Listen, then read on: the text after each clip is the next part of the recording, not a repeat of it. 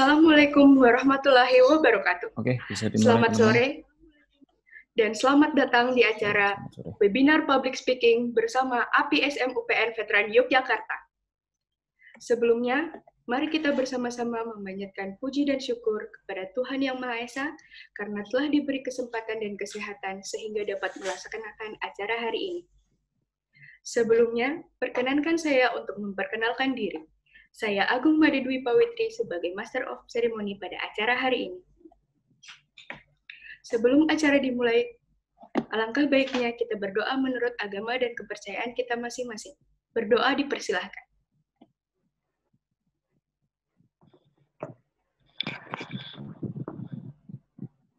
Selesai. Adapun susunan acara pada acara kali ini. Yang pertama pembukaan, sesi foto bersama, sambutan, sesi tanya jawab, dan yang terakhir penutup. Memasuki acara selanjutnya, yaitu sesi foto bersama. Untuk semua peserta dipersilakan untuk menyalakan video Anda.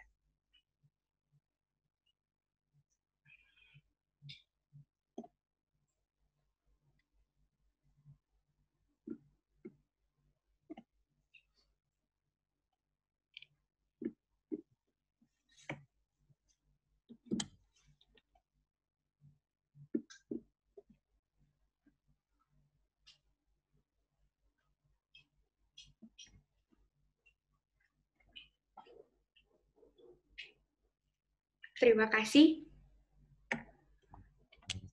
Adapun peraturan dari webinar kali ini, yaitu yang pertama, saat acara berlangsung, peserta dimohon untuk mematikan audio. Yang kedua, peserta diwajibkan untuk mengikuti semua rangkaian acara. Dan yang terakhir, pada sesi tanya jawab, peserta dapat bertanya melalui fitur raise hand dan yang berada di tab partisipan.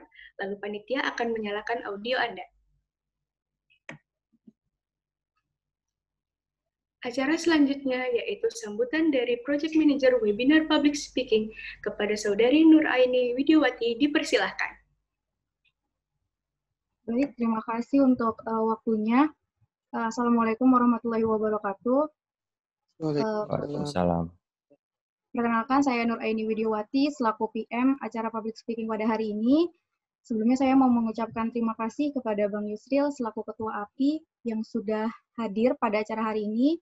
Dan terima kasih untuk Mbak Nada, selaku pembicara pada hari ini, karena telah menyempatkan waktunya untuk hadir di acara Public Speaking, kemudian juga untuk panitia yang telah berusaha demi terlaksananya acara ini, dan untuk teman-teman semua atas kehadirannya. Semoga acara ini dapat berjalan dengan lancar sampai akhir, dan semoga ilmu yang disampaikan dapat bermanfaat dan dapat diterapkan dalam kehidupan sehari-hari. Mungkin sekian dari saya, kurang lebihnya mohon maaf. Wassalamualaikum warahmatullahi wabarakatuh. Waalaikumsalam. Terima kasih. Selanjutnya sambutan dari Ketua APSM UPN Veteran Yogyakarta kepada Saudara Yusril Isawijaya, dipersilahkan. Oke, bismillahirrahmanirrahim. Assalamualaikum warahmatullahi wabarakatuh. Selamat sore semuanya. Sebelumnya kami dari pihak APSM UPN Veteran Yogyakarta mengucapkan terima kasih kepada Saudari Nada Salsabila selaku pembicara pada course 3.0 Public Speaking ini. Suatu kehormatan bagi kami bisa mengundang Anda. Nah, untuk course Public Speaking ini merupakan implementasi yaitu dari pengembangan SDM pengurus API dan lanjutan course dari course-course sebelumnya. Nah, Public Speaking ini penting karena salah satu soft skill dasar yang harus dikuasai terlebih kita sebagai pengurus organisasi. Nah, kami berharap setelah penyampaian course ini bisa mendapatkan ilmu yang disampaikan dan ke depan pengurus API ini bisa menjadi SDM yang unggul nantinya. Terima kasih. Wassalamualaikum warahmatullahi wabarakatuh. Waalaikumsalam warahmatullahi wabarakatuh. Terima kasih. Memasuki acara selanjutnya, yaitu presentasi yang akan dilakukan oleh Saudari Nada Salsabila Irsani. Kepada saudara dipersilahkan. Halo semuanya, ini aku mau nanya dulu, untuk PPT-nya dari panitia atau dari saya ya?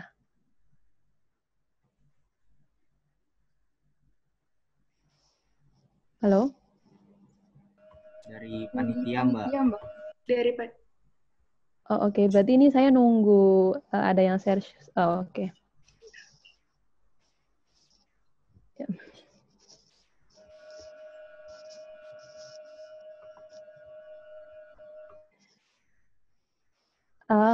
Terima kasih ya buat Felix yang sudah membantu dalam share screen-nya. Terima kasih. Oke, Assalamualaikum warahmatullahi wabarakatuh. Waalaikumsalam warahmatullahi wabarakatuh. Halo semuanya, perkenalkan saya Nada. Bisa dibilang saat ini saya sudah bukan mahasiswa, atau mungkin setengah mahasiswa kali ya, karena saya baru saja selesai ujian pendadaran. Dan anyway, sebelumnya terima kasih kepada seluruh panitia API SMUPN, kepada Yusril, kemudian Kelvin dan Aini, Made, dan semua yang tidak bisa saya sebutkan satu persatu. Terima kasih sudah mengundang saya di acara ini, yang tentunya juga sebuah kehormatan bagi saya untuk bisa mengisi. Jadi bulan lalu saya diberitahu oleh Yusril. Kebetulan saya dan Yusril ini teman SMP dan masih sering sharing sampai saat ini. Saya diberitahu, Nat, kamu mau nggak ngisi public speaking di API SM UPN gitu katanya. Dan saat itu saya excited sebenarnya, cuman agak bingung juga karena this is actually the first time saya ngisi tentang public speaking, karena sebelumnya kalau dari SPI UGM, adik-adik saya itu biasanya meminta saya untuk ngajarin debate bahasa Inggris, ngelatih yang mau turun debate kayak gitu. Jadi ini pertama kali, dan ya di sini kita sepertinya konsepnya sharing aja kali ya. Anggap kita masih sama-sama saling belajar. Oke, jadi hari ini saya ada 5 slide. Insya Allah akan cepat, dan semoga teman-teman bisa mendapatkan manfaat yang sebesar-besarnya dari acara hari ini. Nanti kan juga ada Q&A session yang mana teman-teman juga bisa bertanya apapun terkait dengan materi ataupun mungkin ya pertanyaan apapun tentang yang ingin teman-teman ajukan kepada saya. Next.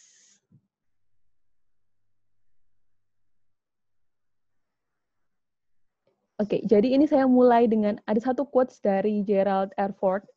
Jadi Gerald R. Ford ini adalah Presiden Amerika Serikat ke-38. Dia bilang, nothing in life is more important than the ability to communicate effectively. Jadi menurut dia, tidak ada yang lebih penting dari kemampuan untuk bisa berkomunikasi secara efektif. Ya sebenarnya pasti kita sadar kan, sehari-hari kita itu komunikasi. Dan komunikasi ini maknanya luas, nggak hanya komunikasi secara profesional dengan rekan satu kuliah ataupun dengan dosen, tapi juga komunikasi dengan lingkup-lingkup kecil seperti keluarga, sahabat, kemudian mungkin pacar, gebetan, dan whatever you name it, kita terus komunikasi. Terus pertanyaannya, kenapa sih kok komunikasi? Kenapa kita nggak langsung bahas aja Mbak ke public speaking gitu?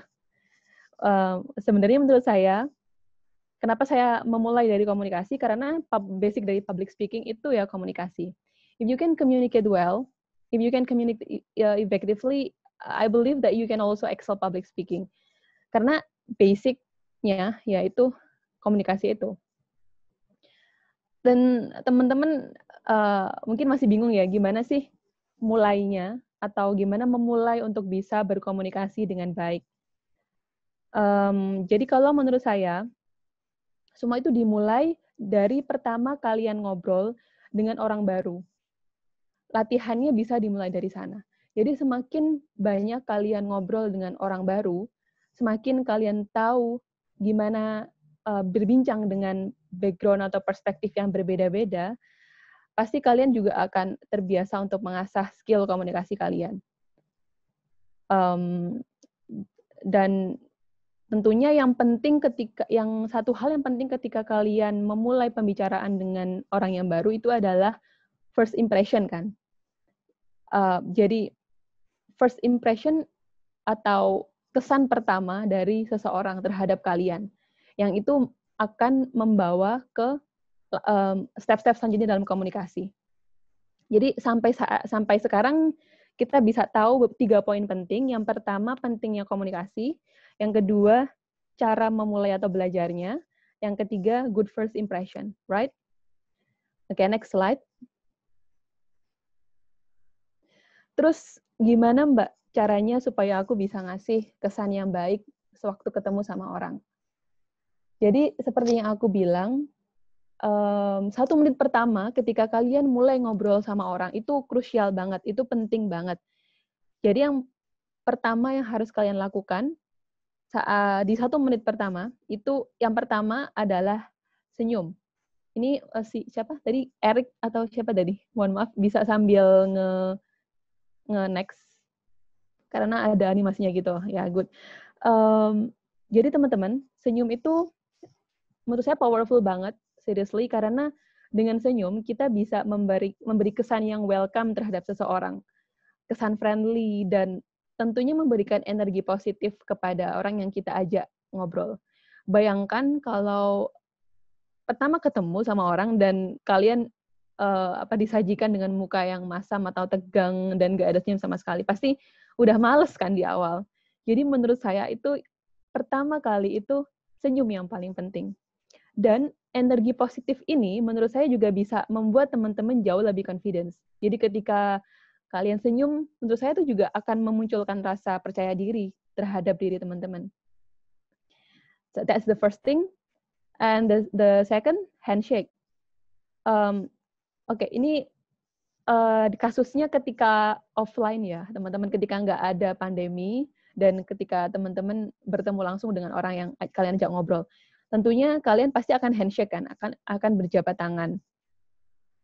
Nah, menurut saya jabat tangan ini ada langkah yang sebenarnya yang penting juga. Jadi posisi tangan kalian itu 45 derajat, jadi nggak yang lurus 90 derajat, tapi agak mengangkat sedikit. Nah, terus saat kalian menjabat tangan, itu pastikan kalian firm. Kalian tidak cuman menyentuhkan saja, tetapi kalian juga sedikit mengayunkan tangan yang kalian ajak berjabat tangan itu. Dan tegas, jadi goyangkan dikit gitulah. Tapi tegas ini bukan berarti kalian menekan banget loh ya. Kasihan orangnya. Anyway, jadi menurut saya handshake ini juga bisa menunjukkan confidence teman-teman dan memberikan kesan yang baik. Jadi setelah teman-teman senyum, kemudian pas jabat tangan itu juga firm, itu gede banget sih impact-nya. Memberi kesan yang baik. So, yang ketiga adalah eye contact. Ketika kalian ngobrol dengan orang, sebisa mungkin kalian tatap matanya. Emang agak susah saya akui, karena saya juga kalau ngobrol sebenarnya sukanya tuh ngelihat ini mulut orang tersebut, karena kayak kebiasaan gitu loh. Cuman akan lebih baik ketika teman-teman itu ketika ngobrol dengan orang adalah dilihat, ditatap matanya. Tapi sambil senyum, ya kalau misalnya ngelihat mata terus kayak cemberut itu kan nantang gitu ya. Cuman kalau sambil senyum dan kita bawaannya santai kan jadi enak seperti itu. Dan tentunya itu juga showing confident. Terus yang keempat adalah body language. Apa sih body language itu? Body language ini maksudnya adalah bahasa tubuh ya, teman-teman. Jadi bahasa tubuh ketika kita ngobrol dengan orang tuh juga harus diperhatikan, gestur kita seperti apa. Ketika kita berkomunikasi sama orang, kan proses komunikasi itu tidak hanya kita bicara, tapi kita juga mendengarkan.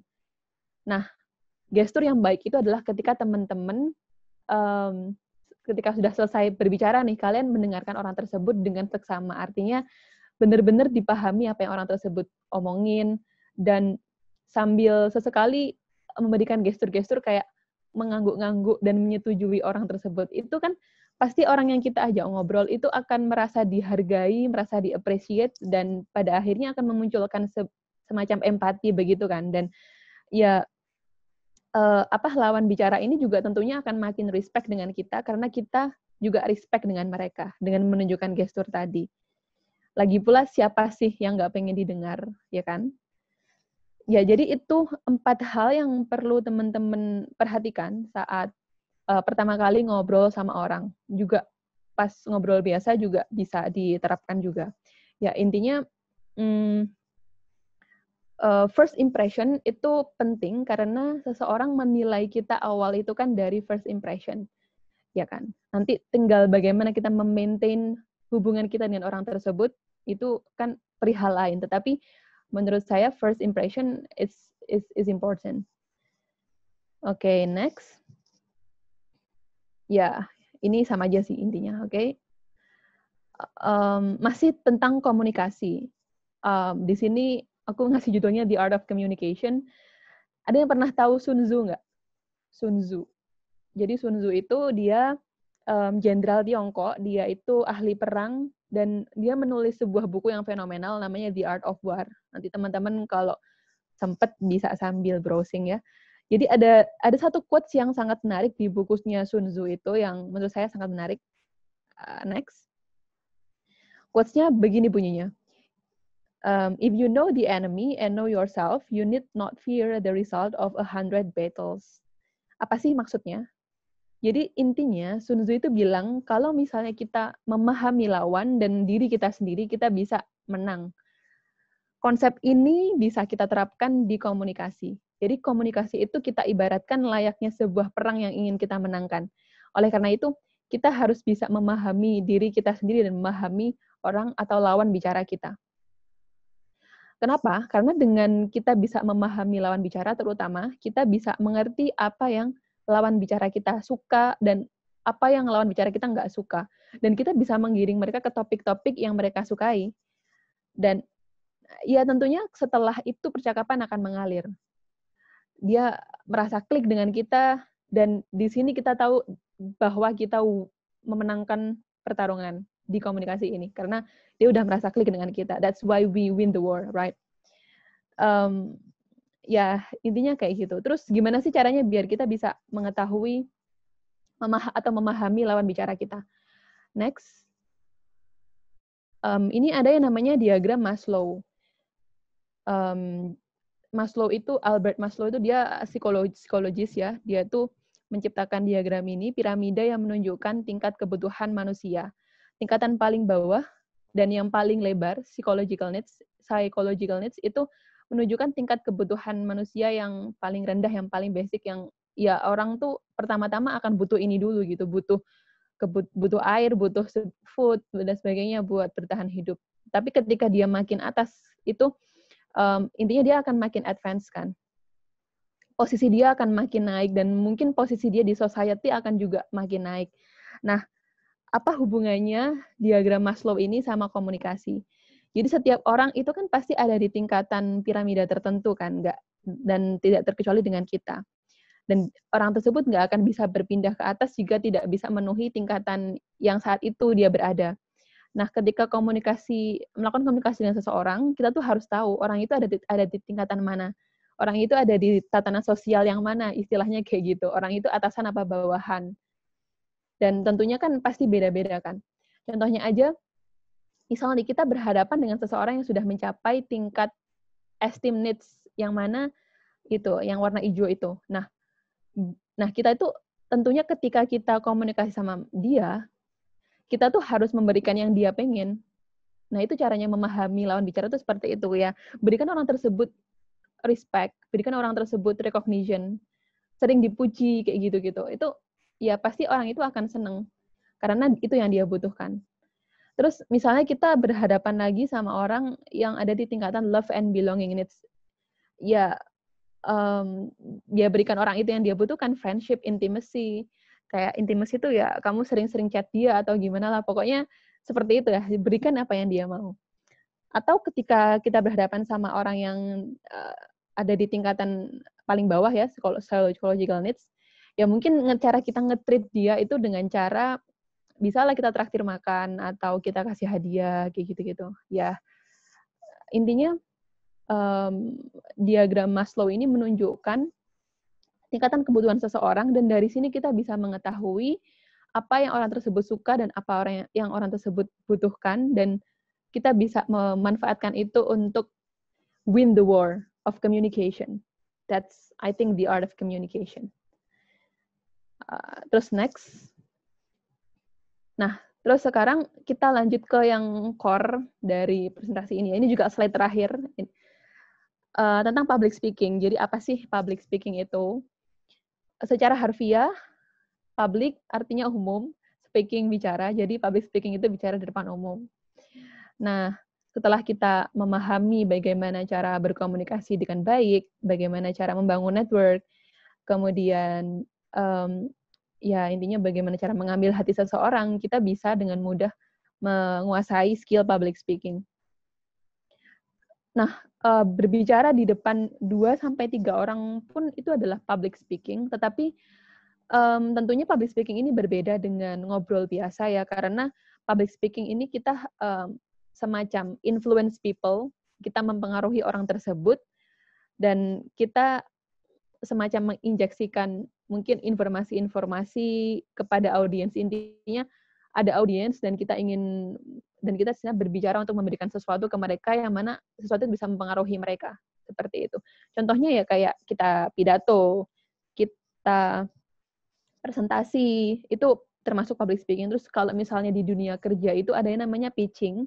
Jadi pitching itu kalian kayak memperkenalkan produk atau apapun yang sedang kalian kerjakan, project atau apa, dalam waktu yang singkat, paling enggak, ada yang 3 menit, ada yang 5 menit, 10 menit, kayak gitu. Kalian pitching dan kalian semacam memperkenalkan sesuatu dan membuat seseorang tertarik dengan apa yang kalian perkenalkan. Ya, nanti kalian akan mengetahui itu. Anyway, next. Kenapa sih kok harus menguasai skill public speaking? Seperti yang tadi dibilang oleh Yusril, aku setuju, itu penting banget buat seorang mahasiswa. It's an obligation, I think, kewajiban ya buat mahasiswa untuk bisa menguasai skill public speaking ini, karena ya benefitnya banyak. Kita bisa ngomong di depan umum. Soalnya nanti kalian akan sangat sering ngomong di depan umum. Kalian kan di UNIF itu kan belajar technical ya. Kalau di perminyakan kan ya kalian belajar how to drill well, how to enhance your reservoir dan sebagainya. Itu tuh kan kalian akan istilahnya membagikan ilmu itu ke kolega ataupun ke masyarakat luas kan, dan itu butuh public speaking skill yang baik. Jadi itu penting. Terus itu juga apa ya? Intinya kita bisa meningkatkan kemampuan untuk bisa persuade atau mempengaruhi orang. Kita bisa juga membangun network melalui public speaking dan sebagainya. Wes pokoknya banyak lah intinya benefitnya. So next. Terus gimana caranya biar kita bisa punya skill public speaking yang baik? Kalau tadi kan aku bilang contohnya public speaking tuh kayak presentasi, pitching dan sebagainya. Jadi ngobrol biasa tuh sebenarnya nggak masuk public speaking ya. Terus caranya tuh gimana? Itu aku sebut dengan 3P, prepare, practice, and perform. Jadi yang pertama adalah prepare. Jadi persiapan sebelum kita mempresentasikan sesuatu itu sangat penting. Karena dengan persiapan kita bisa lebih percaya diri.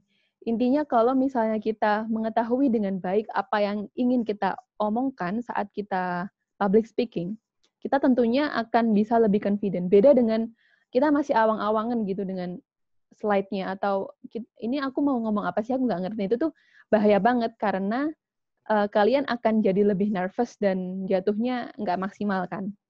Jadi persiapan itu sangat penting. Bahkan dulu aku pernah magang gitu kan di satu perusahaan, dan mentorku saat itu bilang ke aku, kan aku presentasi, habis itu ngasih feedback. Dia bilang ke aku untuk coba kamu menuliskan setiap yang ingin kamu omongkan di setiap slide saat presentasi, dan kamu persiapan itu dan kamu practice. Karena dengan apa ya itu emang kayaknya hal yang ngapain sih kok kita harus sampai menuliskan apa yang harus kita omongin saat presentasi. Itu kan kayak ribet banget gitu kali ya. Cuman menurut saya itu adalah hal yang benar yang kayak gitu. Karena ketika kita menuliskan, kita tuh jauh lebih prepared. Dan ketika kita prepared, kita bisa nanti mengeksekusi dengan baik. Terus yang kedua, setelah kita memiliki good preparation, kita harus practice. Practice makes perfect. Itu benar banget. ya semakin sering kita latihan, tentunya kita akan bisa lebih lancar, satu. Kemudian kita bisa memperhitungkan waktu. Yang ketiga, kita bisa tahu kita tuh masih kurangnya di mana sih dan bisa memperbaiki mistake itu atau kekurangan itu. Dan kembali lagi, kita tentunya akan lebih percaya diri dan lebih terlihat natural ketika kita semakin sering latihan.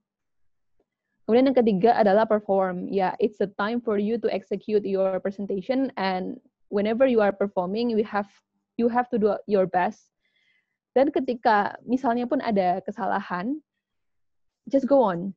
Nggak usah dipikirin, jangan stop in the middle, jangan berhenti di tengah. Pokoknya udah kamu ngomong aja apa yang ada di pikiranmu, terusin aja. Soalnya aku juga pernah ada di posisi saat ya kayak gitu. Jadi aku tuh kan kurang prepare. Habis itu presentasi nih, di saat itu ada benchmarking, kan biasanya kalau SPI itu ada benchmarkingnya. Terus aku harus presentasi di depan teman-teman SPI lainnya, dan saat itu karena kurang preparation, jadi aku nggak lancar gitu kan. Dan di tengah-tengah aku ngeblank. Terus ya udah, aku kayaknya ngomongku agak tidak apa ya, tidak jelas gitu ngomongnya, tapi aku tetap ngomong aja. Tetapi as the time goes by, kita akan belajar gimana caranya mengatasi hal-hal seperti itu. Next. Nah, terus ini ada beberapa tips dari aku bagaimana kita bisa menarik audiens. Yang pertama, kalau menurut aku storytelling. Tiap orang tuh pasti suka kan dengar cerita. Atau mungkin di sini juga ada yang suka banget ya stand up comedy atau majelis lucu Indonesia. Ya anyway, pokoknya presentasi yang diselingi dengan cerita itu akan pasti lebih menarik karena ya menurut aku cerita itu tidak membosankan. Beda dengan full materi tok, itu kan pasti akan membosankan. Dan tentunya cerita itu nggak usah panjang-panjang, jadi yang pendek aja, singkat, dan tentunya relevan dengan isi presentasi yang kamu sampaikan. Kayak tadi aku di tengah-tengah kan juga sempat cerita tentang sedikit pengalaman-pengalaman. Nah, hal-hal seperti itu sih yang maksud aku yang perlu kalian tambahkan di saat kalian melakukan public speaking atau presentasi. Tuh, yang kedua adalah gestur. Lagi-lagi gestur atau body language. Jadi, ini mungkin kasusnya ketika presentasi offline ya, ketika there is no pandemi, jadi kalian presentasi langsung di depan teman orang-orang. Nah, itu tuh biasanya kan ada podium tuh di panggung. Menurut saya tuh podium itu adalah suatu barrier sebenarnya. Dan menurut saya kalian atau kita tuh harusnya nggak di belakang podium untuk presentasi, tapi dekat dengan audiens, di depan audiens langsung kalau bisa, sambil muterin audiens. Soalnya dengan seperti itu, dengan ada di dekat audiens, kita akan ngerasa audiens akan bisa merasakan sense of presence dari kita gitu loh, kehadiran kita tuh akan lebih terasa. Dan meskipun mungkin kalau misalnya di belakang podium kita akan lebih nggak nervous, tapi itu bukan gestur yang baik kalau menurut saya. Nah, terus kalau online kayaknya agak susah ya tips-tipsnya, tapi mungkin kalau online itu lebih ke ini sih, ke bagaimana cara kita memandang atau gimana sih bahasanya ya. Pokoknya sebisa mungkin ketika presentasi online itu melihat ke arah kamera. Meskipun saya pun juga kadang-kadang suka kemana-mana nih matanya, cuma agak susah juga untuk selalu melihat ke kamera. Terus kemudian kalau gestur lain, mungkin kalau ini ya bisa di posisi lengan juga kali ya. Karena ketika kita presentasi, biasanya kita megang mic di kanan atau kiri, terserah. Tapi satu tangan lainnya kan kayak nggak ngapa-ngapain, kadang-kadang bingung kan. Kadang-kadang juga kita langsung mikir, ya udahlah taruh saku aja gitu, tangannya taruh saku. Dan itu bukan gestur yang baik, karena menunjukkan kalau kita itu nervous malahan, kalau kita naruh tangan di saku. Tapi kalau kita, ya udah tangannya biarin aja, kayak just relax and let your hand do its own. Maksudnya, nanti akan dengan sendirinya otomatis kita pasti tangannya akan mengikuti apa yang ingin kita sampaikan. pokoknya jangan taruh di saku, jangan juga digenggam, karena kalau kita menggenggam tangan tuh ya kesannya kan juga kita nervous, seperti itu. Terus yang ketiga, ada pitch atau penempatan suara. Nah, penempatan suara yang baik saat presentasi, menurut penelitian, itu adalah suara yang sebenarnya yang medium to low voice, bukan suara yang cempreng. Kenapa? Karena suara yang medium to low voice itu akan memberikan kesan bahwa orang tersebut lebih tanggung jawab, lebih kredibel, lebih lebih percaya diri kayak gitu. Jadi memberikan kesan-kesan seperti itu. Pun dengan intonasi, kalau intonasi itu jangan yang datar-datar aja, tapi kasih penekanan tertentu pada poin-poin yang penting, dan juga sebisa mungkin itu ya ada kalanya kalian ya itu sih penekanan itu sih. Terus next terakhir how to overcome nervous, karena nervous itu pasti sesuatu yang akan terjadi ya saat kita melakukan public speaking. Tips dari saya, ketika kalian nervous dan itu udah di panggung, tarik nafas dalam-dalam. Oh iya, jangan lupa sebelumnya berdoa. Jadi sebelum kalian public speaking, itu berdoa dulu. Terus pas nervous itu tarik nafas dalam-dalam. Nggak apa-apa kasih jeda sejenak. Tapi ya terus langsung ngomong, cuman jangan yang jedanya lama. Ya, kayak gitu. Jeda itu digunakan untuk menarik nafas. Dan yang kedua adalah kalian harus fokus ke materi yang kalian sampaikan. Jangan fokus ke rasa takut kalian.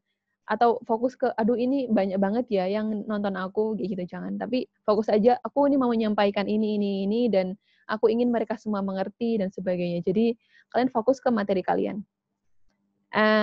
Dan yang ketiga adalah, have fun and enjoy the public speaking journey.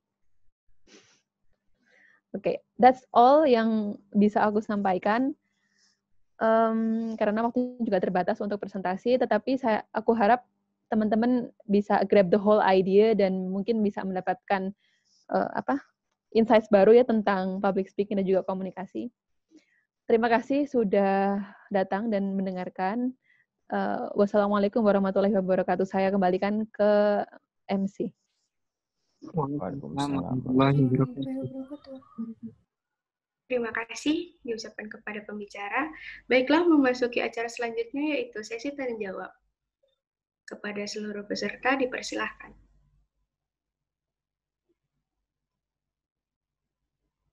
Yuk, teman-teman yang ingin tanya silahkan. Ini Nada nih salah satu mahasiswa berprestasinya UGM nih, teknik geologi UGM nih. Nanya-nanya tentang pengalaman dia juga bisa. Kalau dari aku pribadi sih sebuah ilmu baru lah. Aku juga, sebagai ketua di sini juga dapat ilmu baru dari Nada yang sebelumnya juga menjabat sebagai Vice President SPI. Mantap ilmunya.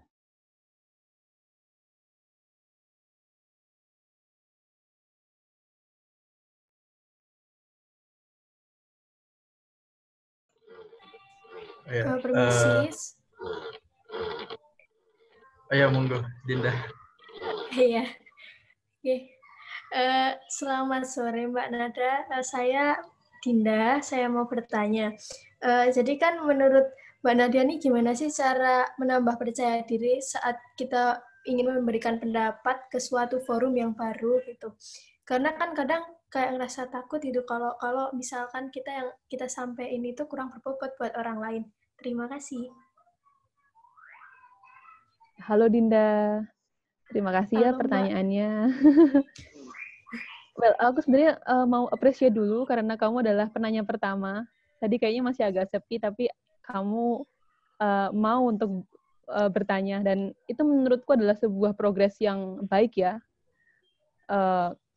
Karena kamu mampu untuk mengalahkan rasa takut kamu sendiri dengan bertanya. Dan tadi pertanyaannya adalah bagaimana cara biar intinya biar mengurangi rasa takut ketika kita ingin menyampaikan pendapat. Karena takut dijudge apabila pendapat kita ini kurang bagus atau bagaimana. Jadi yang pertama, kalau aku tuh emang orangnya aku agak nekat ya. Jadi aku orangnya tidak terlalu peduli dengan apa yang orang lain pikirkan tentang aku, apalagi misalnya aku ada di forum yang mana orang-orang nggak kenal aku. Jadi ya udah aku bodo amat dan ya itu menanamkan sifat bodo amat itu dan ya tanya aja atau menyampaikan pendapat aja. Dan tentunya di awal itu jangan memikirkan ini pendapatmu bagus atau enggak, karena ya sebenarnya ini klise, pasti banyak yang bilang kayak gini, tapi emang benar, nggak ada pendapat yang buruk, semua pendapat itu baik, malah kalau kamu menyampaikan sesuatu, itu hal yang baik karena kamu bisa membreak limit kamu sendiri. Dan kamu lebih daripada yang lain kan. Yang lain cuma diem, tapi kamu memberikan pendapat, kamu bertanya. Kayak gitu sih. Apakah bisa menjawab? Ya, menjawab, Mbak. Terima kasih, Mbak. Iya, ya jadi belajar nekat aja sih, belajar nggak peduli.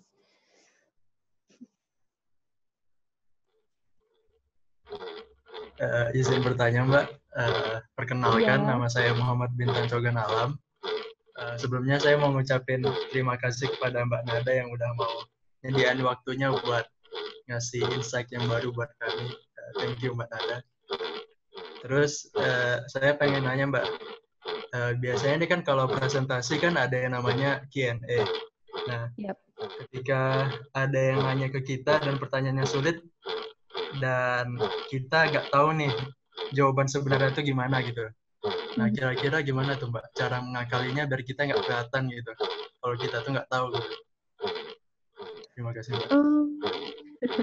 Oke, terima kasih ya Bintang atas pertanyaannya. Ini juga pertanyaan sulit bagi saya ini. Kalau kayak gitu sih, kalau saya tuh nggak merasa saya harus bisa menjawab semuanya gitu, karena setiap orang kan pasti punya nggak bisa melakukan atau mengetahui semua hal. Jadi it's okay to just say that you don't know. Tapi kamu bilang akan saya cari tahu dan mungkin bisa Mas atau Mbak yang bertanya bisa menyampaikan kontaknya ke saya. Nanti akan saya beritahu di akhir acara kayak gitu-gitu sih. Jadi menurutku nggak apa-apa sih kalau misalnya emang itu udah mentok nggak ngerti, daripada kita memberikan informasi yang salah, kan? Seperti itu. Oke Mbak, makasih banyak Mbak. Ya, sama-sama.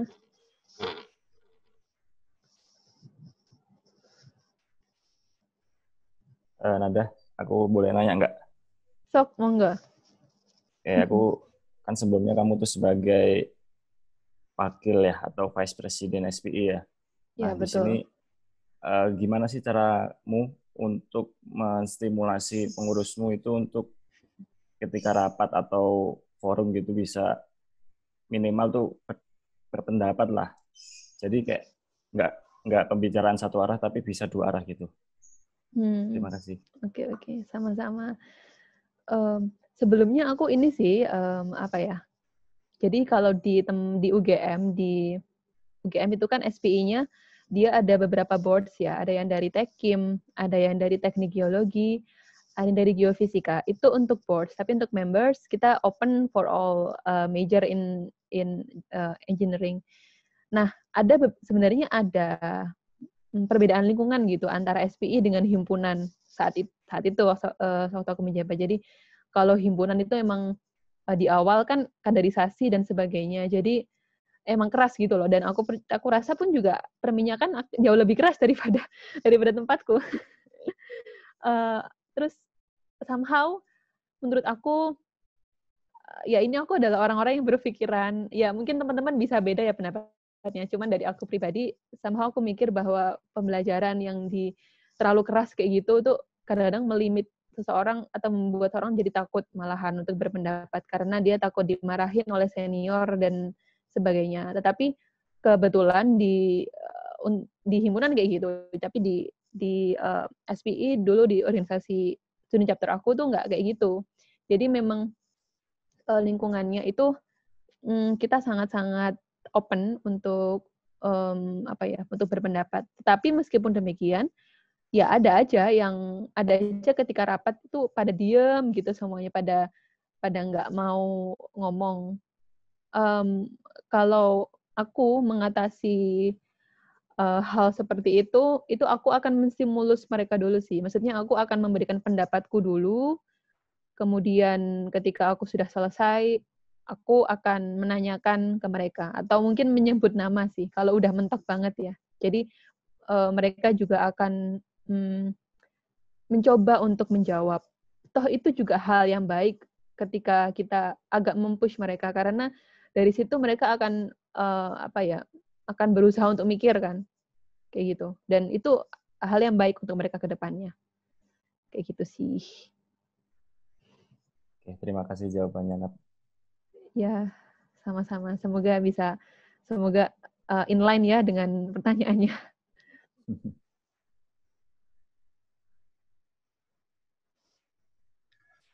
Permisi Mbak, mau bertanya. Iya, halo. Perkenalkan, nama saya Andre Wibowo. Saya mau nanya soal impression tadi Mbak. Oke, Kan boleh. tadi kata Mbaknya kan first impression kan penting. Kalau misalnya kita tuh udah kayak apa ya, kayak udah dipandang buruk dulu gitu loh sama seseorang. Nah itu cara memperbaiki impression atau kesan pada seseorang tersebut tuh gimana ya Mbak, kalau udah terkesan buruk kayak gitu? Makasih. Iya, sama-sama. Terima kasih ya, Andri, atas pertanyaannya. Sebelumnya aku mau nanya ini dalam artian berarti kan bukan first impression kan? Karena berarti sudah mengenal kan, tetapi dipandang buruk begitu. Atau gimana nih kasusnya? Aku belum terlalu paham. Mungkin ya nggak first impression juga Mbak, tapi kayak belum kenal banget juga gitu loh Mbak. Tapi kayak kalau udah kesannya tuh udah kayak buruk dulu gitu loh Mbak. Itu gimana ya? Ya, itu kesannya itu kamu yang merasa orang ini yang dalam hatinya merasa seperti itu, atau ya memang kayak gitu ya? Maksudnya gini Mbak, namanya? Gimana? Jadi kayak kita tuh kan kerasa Mbak, kalau kita tuh kayak dicap misalnya apa ya, kayak buruk sama seseorang kan kita kerasa kan ya Mbak. Misalnya kayak apa ya? Nah itu padahal kayak kita tuh nggak ngelakuin yang buruk-buruk banget gitu loh Mbak. Nah itu cara memperbaikinya, ya cara meminimalisirnya tuh gimana ya Mbak? Ya oke, aku paham. Kalau menurut aku hal-hal sebenarnya gini, kan kita memang tidak bisa menyenangkan semua orang ya, dan kadang-kadang orang itu emang suka judgmental banget gitu loh, nggak kenal kita tapi langsung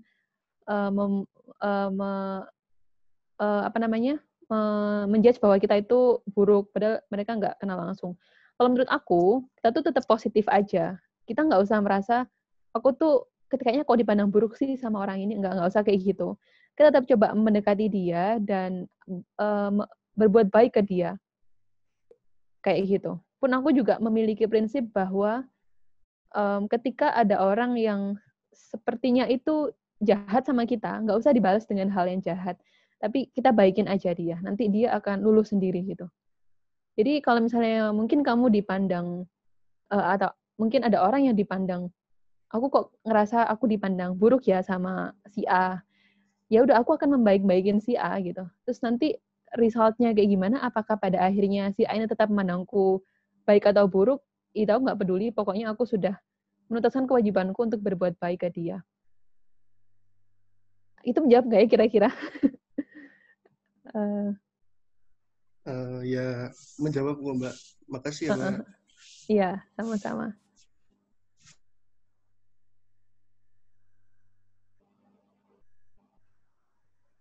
Permisi Mbak. Ya, halo Aini, gimana? Saya mau tanya Mbak, tips buat kalau misalkan kita ngomong tuh biar berkesan sama orang tuh kayak gimana sih Mbak? Tips biar berkesan ketika kita ngomong. Oke. Terima kasih ya pertanyaannya. Yang pertama, yang ya tadi aku juga sempat menyinggung, kamu mengetahui dengan baik apa yang orang itu suka dan nggak suka, dan kamu membuka pembicaraannya itu dengan sesuatu yang dia suka. Kayak misalnya ketika kamu ketemu dengan orang yang suka baca buku. Nah, coba kamu mengarahkan topiknya ya ke baca buku itu. Kayak gitu. Intinya kamu membicarakan sesuatu yang dia suka. Dan ketika kamu ngobrol sama dia, itu pastikan kamu terlihat sangat menyimak dia. Tapi meskipun kadang kita kayak apa ya,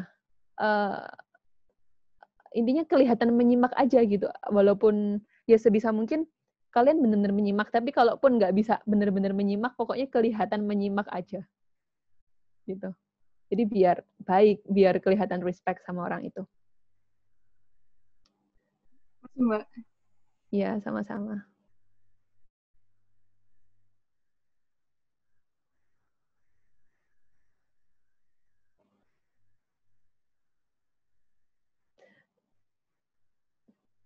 Ada lagi nggak kira-kira teman-teman? Ini seperti yang Yusri bilang tadi, pertanyaannya nggak terbatas tentang materi aku juga ya, mungkin bisa tanya-tanya di luar itu juga nggak apa-apa. Kayak gitu. Mbak, izin bertanya, Mbak. Iya. Sebelumnya perkenalkan saya Iksan. Ingin bertanya, Mbak.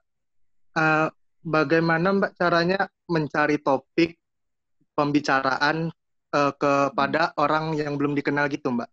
Misalkan kita mau dekat sama orang nih, kan belum kenal gitu, Mbak. Cara mencari topiknya gitu gimana, Mbak? Misal sama senior yang misal ada di suatu perusahaan, kita ada pas ada dalam satu ruangan yang sama dengan dia. Kan biasanya kalau nggak tahu mau cari topik itu kan diam-diam saja, Mbak. Jadi kan kayak awkward gitu, Mbak. Iya. Terima kasih, Mbak, sebelumnya. Terima kasih ya, Ihsan. Pertanyaannya bagus banget. Terus ya langsung kayak contohnya kamu kasih gitu kan, ketika kita mau ngajak kenalan senior yang udah ada di perusahaan gitu gimana. Ini posisinya kan kamu nggak ngerti apa dia seperti apa dan apa yang disukai kayak gitu. Kalau misalnya kasusnya seperti itu, aku mau kalian pastikan satu hal. Kalian cek dia posisinya sebagai apa sih. Mesti kan sekarang kan ada LinkedIn kan. Kalian tinggal search nama dia, terus pasti akan muncul posisi dia kira-kira apa di perusahaan. Nah, terus gimana caranya membuka obrolan? Tentunya pertama, kalian yaitu tadi kalian dekati seniornya, kemudian kalian senyum dulu, terus menyapa, Pak, menyapakan Pak, lalalala, habis itu kalian perkenalkan diri, saya ini, kemudian kalian dari angkatan berapa, kayak gitu. Terus kalian menyampaikan maksud tujuan kalian, mungkin bisa kayak gitu. Artinya ketika di sana posisinya kalian pengen coba cari KP, tanya aja, Bapak, ini saya kan semester sekian. Kemudian untuk kerja saat ini saya juga akan melakukan kerja praktek, tetapi masih mencari. Nah itu habis itu kamu bisa langsung shoot di perusahaan Bapak itu kira-kira ada tidak yang membutuhkan mahasiswa untuk bisa kerja praktek kayak gitu. Jadi menyampaikan maksud dan tujuan di awal itu penting sih. Kayak gitu. Oke, Mbak. Terima kasih. Tetapi kalau misalnya kalian takut untuk langsung ngomong kayak gitu, bisa diakali dengan nanya-nanya pengalaman bapaknya dulu. Kayak, Bapak di perusahaan ini, kan posisinya sebagai ini nih Pak, terus habis itu, sorry, tapi tadi ngomongnya formal ya, nggak kayak aku tadi contohnya nggak formal. Intinya ngomongnya formal, terus iya nanya-nanya pengalamannya dulu kayak gimana. Terus menurut aku juga kalau dengan alumni itu akan lebih enak sih, karena kan kalian satu alma mater, jadi bisa nyambung gitu loh. Kalian juga bisa menceritakan tentang dosen kalian kan biasanya dosennya kan masih sama, terutama ya masih sama kan. Kalian bisa menceritakan Pak kemarin dapat salam dari Pak ini kayak gitu-gitu. Ya walaupun mungkin bapaknya ngasam tapi bilang aja. Kan nggak mungkin bapaknya ngecek. Gitu, terus habis itu kalian baru ketika udah ada intronya baru kalian nanti bisa nyambungin ke apa maksud dan tujuan kalian. Gitu.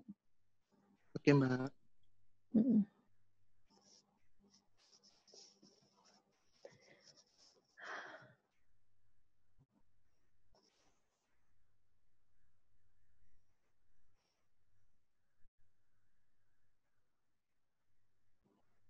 Kelvin, kamu kok diem aja, Vin? Kamu nggak mau nanya nih? Lagi nyimak, izin bertanya, Mbak. Iya, halo. Dari siapa ini? Sore, Mbak. Sebelumnya, perkenalkan nama saya Faik. Ya, mungkin halo, Faik. Saya mau tanya ini, Mbak. Perasaan Mbak waktu pertama kali public speaking itu, Mbak. Apa yang Mbak rasain? Terus bagaimana cara Mbak ngatasi di public speaking selanjutnya? Terima kasih, Mbak. Iya, sama-sama. Terima kasih ya, Faik, atas pertanyaannya. Bagus banget karena ini aku jadi cerita pengalaman aku nih. Anyway, aku kalau misalnya ngomongin pengalaman public speaking pertama kali itu kayaknya udah agak lama sih, karena aku dulu di SMP itu aku dulu beberapa kali punya pengalaman di lomba pidato kayak gitu. Jadi kayaknya sih dulu awal-awal pas lomba pidato ya. Atau enggak sih, kayaknya long before that, aku waktu TK kayaknya itu aku kan ada nyanyi gitu di TK. Terus kayaknya aku tampil nyanyi. Ya Allah, itu nervous banget. Kayaknya kakiku juga saat itu bergetar ya. Aku udah agak lupa pengalamannya. Cuman saat itu aku terabas aja gitu loh. Kayak bodo amat. Udah pokoknya aku nyanyi, terus aku udah langsung mau turun dari panggung. Intinya aku pengen cepet-cepet selesai. Itu pengalaman pertama aku kayak gitu. Tapi seiring berjalannya waktu, ketika SMP juga beberapa kali join event lomba pidato, aku mengatasi nervous. Pertama, aku benar-benar prepare speech-ku dengan baik. Terus yang kedua, aku menanamkan diri bahwa orang-orang ini nggak kenal aku. Jadi ya udah bodo amat. Mereka mau ngomong aku kayak gimana. Terus yang ketiga, kalau misalnya ada yang menilai atau juri, itu aku menanamkan bahwa ya aku bisa membuktikan ke juri-juri itu bahwa aku capable dan bahwa aku kredibel kayak gitu. Ya, mungkin bisa diaplikasikan ke hal-hal lain sih tadi. Gimana Faik? Mungkin kalau pengalamannya yang kayak selain itu tadi, Mbak. Misal kayak Gimana nih? apa di depan, kan tadi Mbaknya juga sebelumnya jadi vice president itu ya, Mbak ya? Oh ya. Seperti itu, Mbak. Oke. Jadi waktu jadi vice president, pengalaman public speaking itu sering banget ya, karena pas benchmark gitu harus presentasi di depan SPI lain sama di depan presiden lain, VP lain gitu. Saat itu tuh yang aku tanamkan pride sih. Maksudnya aku tidak ingin mengecewakan alma mater yang aku bawa. Jadi aku harus menunjukkan yang terbaik untuk alma mater aku. Jadi ya itu tadi sih yang membuat aku untuk bisa semangat dan bisa mengalahkan rasa nervous itu. Terus menanamkan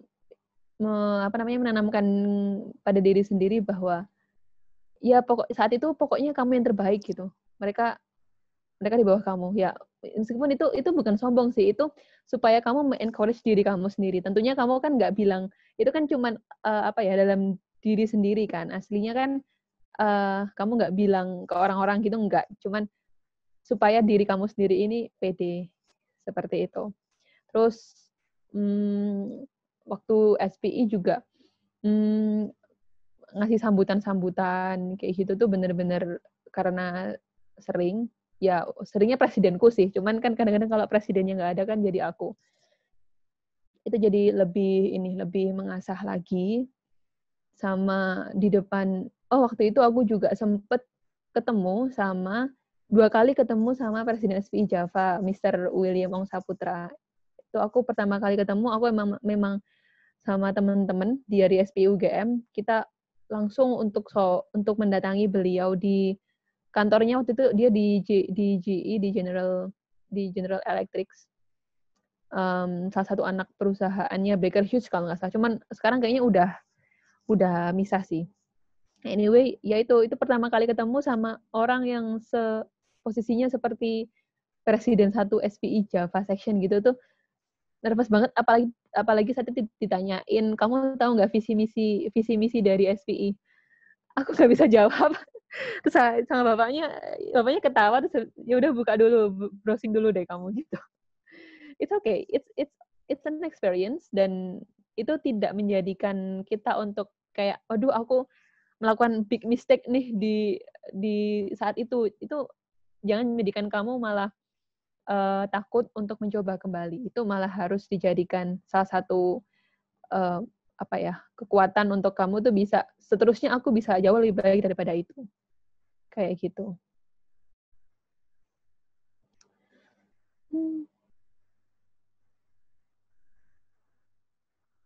Gimana, Ik? Atau mau denger cerita lagi? Kalau denger cerita lagi, Mbak. Apa? Apa sih, San? Pak Ik kayaknya mau bercerita juga, Mbak. Oh iya, Pak Ik mau bercerita katanya. Gimana, Ik? Mungkin bisa cerita pengalamanmu, Nat, waktu kamu sebelumnya di Seram Bersih kan, VP itu. Nah, mungkin bisa jadi pengalaman buat teman-teman di sini nih, mungkin yang aku juga belum tahu gitu. Nah. Oh iya, ini kaitannya dengan public speaking juga ya, karena jadi waktu aku VT tahun lalu, aku waktu itu di wireline segmen di Cikarang, di CIB waktu itu aku penempatannya. Nah, jadi setiap anak yang VT itu di akhir dia akan final presentation project mereka. Dan final presentation itu di depan manajer, dan kemudian di depan mentor, dan juga di depan beberapa employee di sana. Ya, itu apa ya? Itu kan maksudnya aku saat itu tuh siapa sih? Karena aku cuma mahasiswa biasa dan mereka sudah punya banyak pengalaman, di mana posisiku saat itu aku benar-benar jauh di bawah mereka kayak gitu. Jadi saat itu yang aku lakukan adalah lagi-lagi pertama aku prepare slide-nya, make sure everything's perfect, slide aku perfect. Aku waktu itu bahkan sampai aku tidur jam 3 Pak ya, itu buat prepare karena itu mepet banget sama projectku yang baru selesai mepet saat aku mau presentasi. Jadi aku begadang tidur jam 3. Terus aku latihannya entah berapa kali, aku berkali-kali sih praktis untuk latihan presentasi. Dan alhamdulillahnya karena aku sudah prepare dan aku sudah praktis, result yang aku dapatkan itu sesuai dengan kerja yang aku lakukan. Karena menurut aku saat itu presentasinya cukup baik, lancar. Itu kan the whole thing is in English. Jadi aku presentasi semuanya bahasa Inggris, tanya jawab bahasa Inggris. Dan ya ya itu sih intinya, hard work will never betray you. Ketika kamu kerja keras, ya hasilnya juga insya Allah akan sesuai dengan kerja keras kamu. Dan saat itu ketika sebelum presentasi aku juga nggak usah sih, cuman kan terlihat smart dan casual aja, dan laptop semuanya, sesuatu yang teknikal itu jangan sampai menghambat presentasi kamu kayak gitu. Dan memang aku tipe orang yang aku tuh kayak intinya cukup detail dalam memperhatikan penampilan. Jadi ya itu membuat aku confident kalau aku berpenampilan baik seperti itu. In terms of fashion yang aku maksud. Kayak gitu. Jadi di sebelum presentasi, teman-teman itu bisa mempersiapkan sesuatu yang membuat teman-teman nyaman untuk berbicara di depan umum, memakai pakaian yang nyaman, sepatu yang nyaman dan sebagainya, dan memperhatikan detail-detail seperti hal-hal teknikal laptop, charger dan sebagainya, kayak gitu.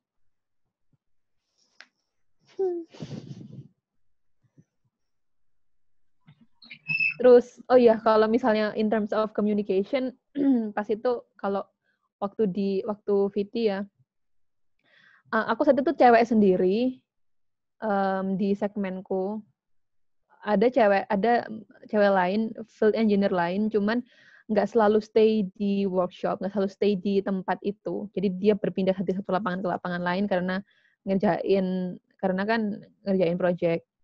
Kalau ada klien yang mau di mana, dia di Prabu di Sumatera atau di mana, ya dia terbang kayak gitu-gitulah. Pokoknya nggak stay di situ. Jadi aku cewek sendiri dan itu aku diharuskan untuk mengenal the whole crew selama 1 bulan tok gitu loh, dan harus akrab sama mereka. Itu tuh lumayan susah karena krunya kan kebanyakan ya bapak-bapak gitu ya. Ya tahulah orang-orang migas kan kayak gitu. Tapi untungnya lingkungannya itu sangat mendukung kamu untuk mempelajari hal-hal baru. Jadi orang-orang di sana itu sangat open ketika kamu bertanya, dan mereka sangat-sangat welcome gitu loh dengan kamu. Terutama ketika kamu cewek sendiri, itu aku benar-benar merasa dihargai. Somehow privilege juga kali ya sebagai cewek dan di male-dominated major atau male-dominated working environment kayak gitu. Karena ya lebih diperhatikan sama orang-orangnya. Ketika lembur, habis itu kita lembur karena baru nyelesain satu tool, dan saat itu makan kan di tempat istirahatnya gitu sama bapak-bapaknya, sama kru-krunya. Nah itu tempat duduk tuh habis, nggak ada tempat duduk lagi. Terus aku tiba-tiba dateng, ada temanku juga satu lagi cowok, tapi dia dateng kan, kita berdua. Terus yang ditawarin kursi duluan aku sama bapak-bapaknya. Jadi kayak gitu sih. Sebenarnya ya teman-teman yang cewek ini juga bersyukur juga karena itu sebuah privilege menjadi wanita di antara male dominated working environment kayak gitu. Tapi yang cowok pun juga jangan mau kalah gitu loh, karena ya intinya itu akan equal meskipun ada privilege banyak, tapi pada akhirnya semua akan equal, semua akan mengerjakan pekerjaan yang sama. Begitu.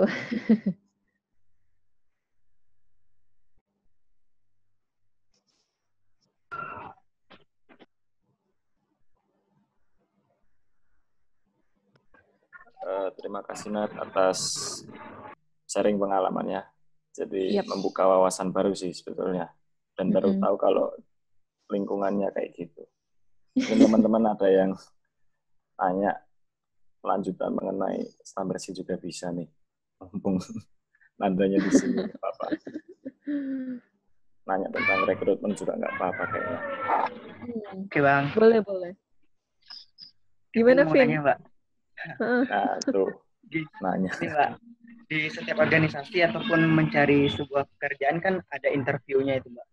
Jadi teknik-teknik dari Mbak Nada sendiri untuk mengenai tata cara untuk menjawab interview itu gimana ya Mbak? Yang lebih baik, lebih dipandang bagus sama orang yang menginterview kita. Terima kasih Mbak.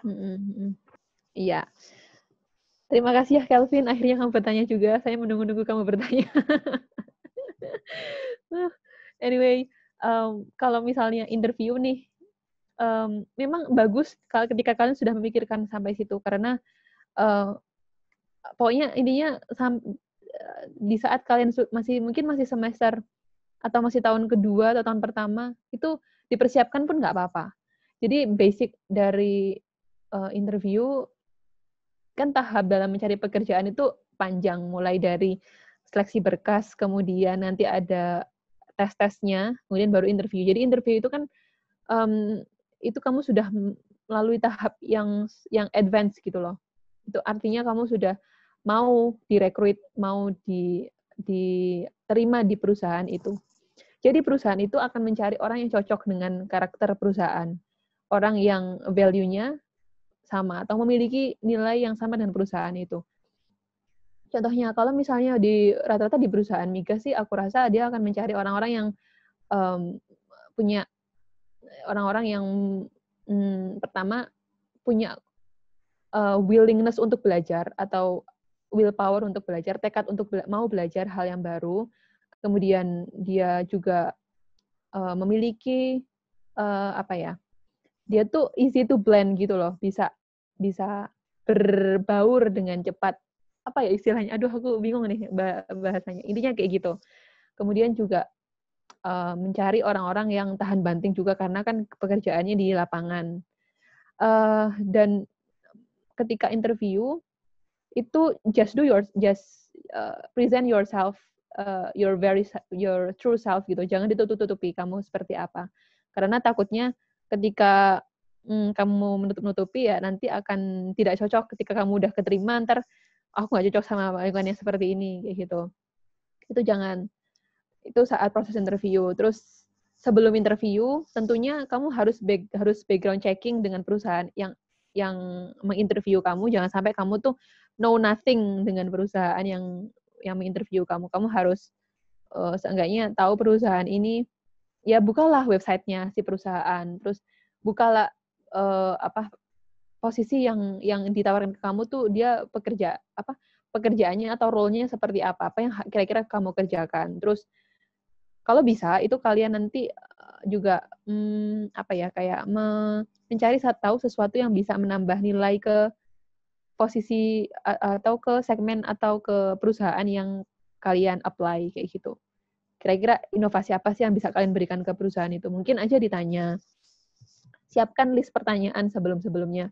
Kemudian pas hari hanya itu kan kalau sekarang kalau misalnya kita ngomonginnya offline, ya tentunya kalian datangnya jangan telat. Itu kan akan memberikan kesan yang buruk kalau kalian telat. Terus outfitnya juga disesuaikan dengan perusahaan. Jangan kalau misalnya kalian di perusahaan startup gitu, kalian pakai outfit yang benar-benar resmi, pakai jas, pakai dasi. Itu nggak cocok karena perusahaan startup itu lebih santai. Dia mungkin kalian untuk pakai polo atau pakai blazer pun nggak apa-apa. Tapi kalau jas tuh kayaknya too much ya. Tapi kalau di perusahaan-perusahaan yang dia udah established dan kayak sudah lama gitu tuh ya nggak apa-apa sih. Ya sesuaikan aja lah outfitnya. Sarapan jangan lupa. Apa ya? Itu technical banget sih. Why did I mention sarapan? Anyway, apa lagi ya, Vin? Kayaknya itu sih. Baik, Mbak. Makasih banyak, Mbak. Iya. Memang luar Kamu biasa. sudah bersiap untuk interview ya. Ini mantap sekali kamu. Gitu. Oh, dan ini iya sama-sama, dan kalian kan mumpung masih maba dan mungkin masih belum tahun akhir gitu, persiapkan English skill kalian karena itu penting banget. Soalnya rata-rata tuh interview kalau misalnya perusahaan-perusahaan tuh pakai bahasa Inggris gitu sekarang. Startup pakai bahasa Inggris. Kemarin tuh aku sempet juga interview di Grab sebagai intern, cuman aku nggak lolos waktu itu. Pokoknya aku sempet interview di Grab dan interviewnya tuh full pakai bahasa Inggris. Di Slambersi pun juga full pakai bahasa Inggris. Jadi nggak ada salahnya kalau sejak dini atau mulai dari sekarang kalian mempersiapkan diri untuk bisa mengasah English speaking skill kalian. I think the better English, better opportunity. Maksudnya, oke, misalnya target kalian itu perusahaan-perusahaan dalam negeri, ya mungkin pakai bahasa Indonesia. Tapi ketika target kalian lebih dari itu, kalian mau perusahaan multinasional, ya kalian harus menguasai skill bahasa Inggris. Gitu. Baiklah. Ya.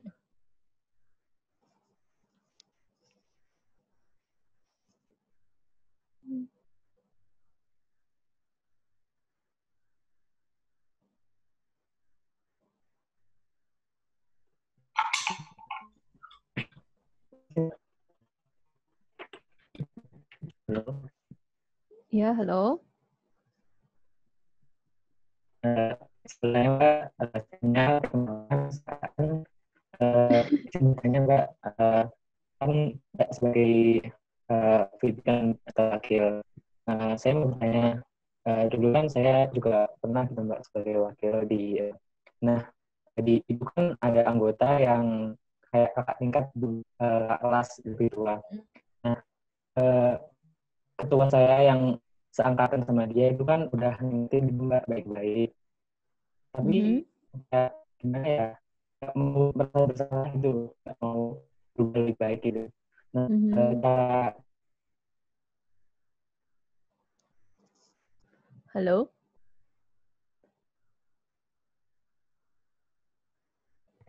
Sinyal kayaknya, Mbak. Iya. Halo, Aan? Iya, Mbak. Iya. Tadi kayaknya kamu sempat ngilang gitu deh. Sinyalnya iya, tidak Mbak, stabil. Kalau sekarang udah jelas nggak? Aman sih sekarang. Coba bisa diulangi lagi gimana pertanyaannya? Iya. Dulu kan saya di SMA itu pernah jadi wakil gitu di Dewan Ambalan. Nah, ketua saya itu kan angkatan 2, nah saya angkatan 1 waktu itu. Terus itu ada anggota itu anggota dari kegiatan gitu. Nah, itu tuh dia kayak ngilang tuh, lepas tanggung jawab gitu, Mbak. Nah, sementara ketuanya sebagai temannya itu udah ngingetin. Terus alasannya itu kayak tugas lah, apalah. Nah, kan ketuanya juga sama kan, tugasnya juga banyak gitu. Terus saya kan udah ngingetin juga, Mbak. Tapi terus malah dia itu malah musuhin saya gitu, Mbak. Terus kayak nggak terima gitu-gitu. Nah, cara yang baik buat ngingetin gitu, Mbak, gimana ya, Mbak? Terima kasih, Mbak. Iya, sama-sama. Terima kasih juga ya sudah atas pertanyaannya, Aan. Iya, Mbak. Ya, jadi kamu dulu pramuka ya? Ambalan berarti anak pramuka Mbak. dulu. Mantap. Iya. Kalau aku SMA dulu aku OSIS sih, aku nggak pramuka. Tapi iya, Mbak. Ya itu hal seperti itu sering terjadi terutama di organisasi karena organisasi ini kan konsepnya itu volunteer ya. Kita bekerja tapi tidak dibayar semata-mata karena kita ingin mencari pengalaman dan ilmu yang baru kayak gitu. Dan untuk menjaga komitmen dari masing-masing anggota itu memang susah dan itu pun adalah permasalahan saya waktu di SPI juga saya memiliki permasalahan seperti itu. Sangat biasa. Terus gimana sih caranya biar mengatasi anggota yang seperti itu? Yang pertama, secara personal kamu ngomong ke dia. Tadi kan kalau ketua kamu sudah ngomong baik-baik ke dia nih kasusnya, berarti kan langkah itu sudah kamu lakukan, langkah yang pertama itu. Terus yang kedua, menurutku itu nggak perlulah kamu kasih sanksi atau gimana, tapi kamu kasih pilihan. Kamu mau lanjut di sini tapi kamu harus komit, atau kamu ya udah kamu tidak usah melanjutkan karena kamu akan menjadi beban aja kan bagi organisasi itu. Artinya tidak memberikan kontribusi apapun seperti itu. Jadi either you want to continue or you just leave it seperti itu. Dan aku rasa di organisasi itu pun tidak akan rugi banyak karena tidak ada ruginya melepaskan orang-orang yang memang tidak mau berkomitmen karena ya itu komitmen kan adalah dari diri sendiri kan. Kalaupun kita sudah sebisa mungkin secara maksimal sudah memberitahu dia secara personal tapi dia tidak mau berubah, ya sudah buat apa lagi. Itu kalau dari saya. Lebih baik kamu memaksimalkan potensi dari teman-teman kamu yang memang sangat berkontribusi. Ya intinya kamu memaksimalkan sesuatu yang ada daripada kamu mencoba memegang atau meraih sesuatu yang sebenarnya tidak terlalu memberikan efek yang besar kayak gitu. Dan lagian menurut saya kuantitas itu tidak lebih baik daripada kualitas. It's okay to have just a little member of organization, but they commit and they can contribute maximally in that organization. Kayak gitu. Ya, Mbak. Mau nanya lagi, Mbak. Kalau misalnya di awal gitu ada perjanjian terus tanda tangan di atas materai kayak gitu, buat organisasi itu bisa atau enggak ya, Mbak? Ya, itu bisa. Itu kan materai itu adalah sesuatu bukti hitam di atas putih kan. Kalau misalnya di situ ada denda dan sebagainya, itu bisa diterapkan. Karena dia sudah tanda tangan, artinya dia sudah concern dengan hal itu. Ya harus tegas untuk bisa konsekuen gitu loh. Kamu udah tanda tangan di sini, kamu harus mengikuti isi perjanjian ini gitu. Tapi ya balik lagi sih, kalau misalnya susah banget di reach dan dia tidak ingin mengikuti perjanjiannya, ya udah biarkan saja. Daripada capek. Ya, terima kasih banyak, Mbak. Yap, sama-sama. Soalnya ini beda teman-teman ketika kita ada di lingkungan yang the real professional environment seperti dunia kerja. Itu hal-hal seperti ini ya saya rasa akan sedikit terjadi ya. Soalnya kan itu konsepnya kalau di dunia kerja kan ya kita kerja dan kita dibayar. Tapi kalau ini kan enggak. Jadi ya wajar hal-hal seperti itu dan wajar kalau misalnya ada orang yang memang memprioritaskan hal lain. Begitu. Terus terus kemudian kalau misalnya meneruskan dari ceritanya Aan tadi, kita emang tidak bisa, mungkin itu udah terjadi ya, kita nggak bisa memitigasi, kita tidak bisa mengubah itu, teman yang mau keluar. Tetapi gimana sih caranya biar kita bisa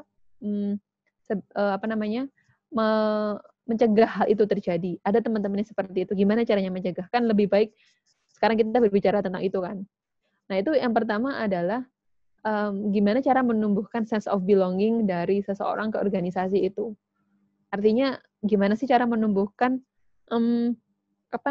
rasa kepemilikan terhadap organisasi, rasa kecintaan terhadap organisasi itu seperti apa? Yang pertama menurut aku adalah orang itu akan loyal, orang itu akan komit dengan satu organisasi ketika dia menemukan banyak manfaat di organisasi itu. Artinya sebagai tim di organisasi itu kita harus memberikan sesuatu yang beneficial untuk member-member atau anggota kita, tapi secara nyata gitu. Memberikan intinya untuk menciptakan sense of belonging itu kita harus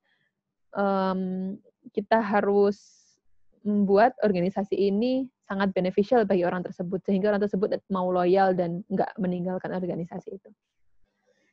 Itu contohnya ya dengan course-course kayak gini kan pastinya course-course kayak gini tuh akan memberikan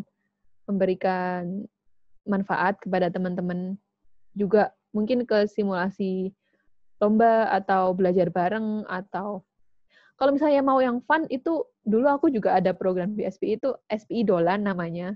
Jadi kita tuh main bareng-bareng. Jadi nggak melulu sepaneng mikirin organisasi, enggak, tapi kita juga main-main bareng. Pas itu kita main ke kebun binatang, pernah juga ke pantai bareng, kayak gitu sih.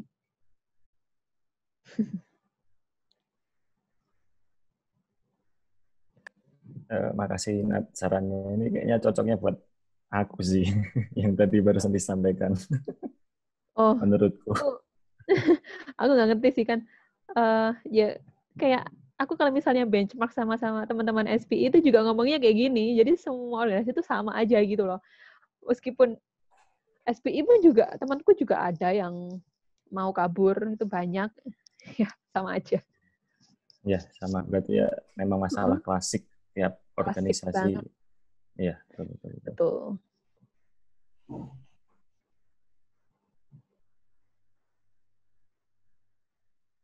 Ini teman-teman di sini pada ini ya, atau member ataukah semuanya di sini member inti atau pengurus inti gitu, atau campur? Di sini pengurusnya semuanya Sinat satu organisasi. Campur ya berarti, nggak cuma yang pengurus inti kayak sekben dan head gitu. Semuanya.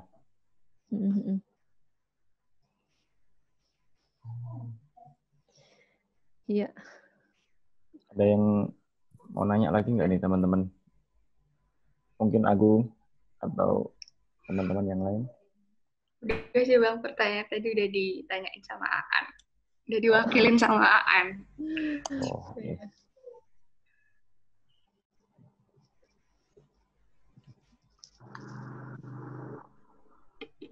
Corona fun. Oh benar. Iya sih kalau tanya. Ya, halo Irfan, gimana? Dari tadi penjelasan Mbak Nada kan kita bakalan bertemu sama orang banyak, kita bakal berkomunikasi dengan orang banyak. Terus kalau untuk orang yang introvert gimana Mbak? Kalau orang introvert menurut artikel yang saya baca, kalau ketemu dengan orang banyak terus bertemu dengan orang-orang baru itu bisa membuat pusing gitu.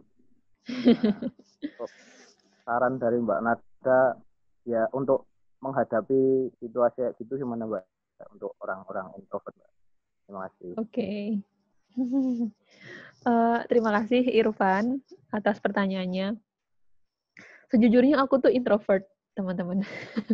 I mean, kalau menurutku, maksudnya sepertinya ada ini ya, maksudnya konsep introvert dan extrovert itu mungkin ada beberapa yang sedikit salah paham juga. Kalau yang aku baca itu introvert dan extrovert itu bukan berarti kayak cara orang tersebut menghadapi orang enggak, tapi adalah cara orang tersebut merecharge energi.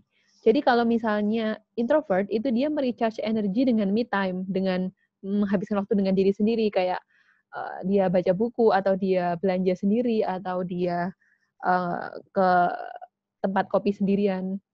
Tapi kalau extrovert itu dia merecharge energi dengan ngobrol sama teman, dengan berkumpul sama teman kayak gitu. Jadi dia merasa lebih seneng atau lebih moodnya lebih naik ketika ngobrol sama teman. Nah terus aku pun juga aku introvert kan orangnya, cuman tapi bukan berarti aku kalau misalnya ngobrol sama orang gitu jadi takut atau gimana, enggak. Tetapi kalau misalnya ada kasus seperti itu terjadi, dalam artian kalau kita ngobrol terus suka nervous gitu, aku juga dulu itu mengalami hal tersebut kok. Maksudnya aku dulu waktu awal-awal kuliah, aku kayak aku dulu biasa aja gitu loh. Maksudnya tidak gabung organisasi di tahun pertama, kupu-kupu, kuliah pulang, dan sangat akademis. Kayak IPK oriented gitu lah aku dulu orangnya. Terus semua itu berubah bukan ketika negara aku bicara ya Allah garing. Tapi semua itu berubah ketika aku semester 3, berarti tahun kedua. Aku tuh berpikir, ya ampun ini aku kok kuliah kayak gini-gini aja, ntar aku lulus gimana gitu. Kayak, ya ampun aku menjadi mahasiswa yang biasa-biasa aja, dan aku takut untuk seperti itu. Aku takut untuk menjadi yang biasa-biasa aja. Dari situ makanya aku menanamkan pada diriku, oh aku pengen lebih daripada yang lain. Jadi aku mulai coba ikut open recruitment. Waktu itu aku coba ikut open recruitment di SPI. Terus di SPI itu kayak aku pengen fully contribute. Aku nggak pengen menjadi anggota yang biasa aja. Karena aku memang memiliki goals atau ambisi untuk menjadi sesuatu lah di SPI gitu ya. Ya at the end ketika aku punya goal seperti itu, ya aku akan bekerja untuk mencapai goals itu kan dengan cara aktif di organisasi itu. Terus aktif ini ya ketika ada forum-forum gitu aktif berpendapat. Ketika ada event-event itu aku mengajukan diri sebagai project manager kayak gitu-gitu. Terus akhirnya kan mendapat kepercayaan dari anggota dan ya akhirnya bisa bisa mendapat kesempatan untuk bisa jadi vice president. Terus ya itu dari situ sih, dari kemauan diri sendiri untuk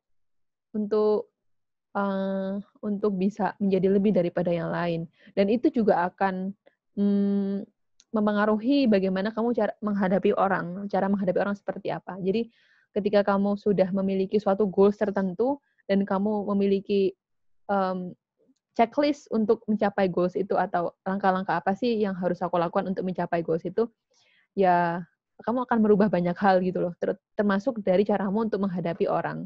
Yang mulanya kamu menghadapi orang itu agak-agak takut, terus kayak merasa aku nih apa sih gitu ketika di depan orang, itu kamu akan berubah sehingga menjadi lebih confident.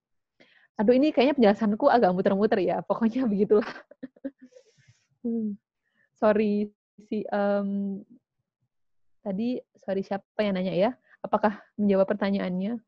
Kalau belum menjawab, boleh ditanyakan lagi. Ya udah Mbak, terima kasih Mbak. Sama-sama.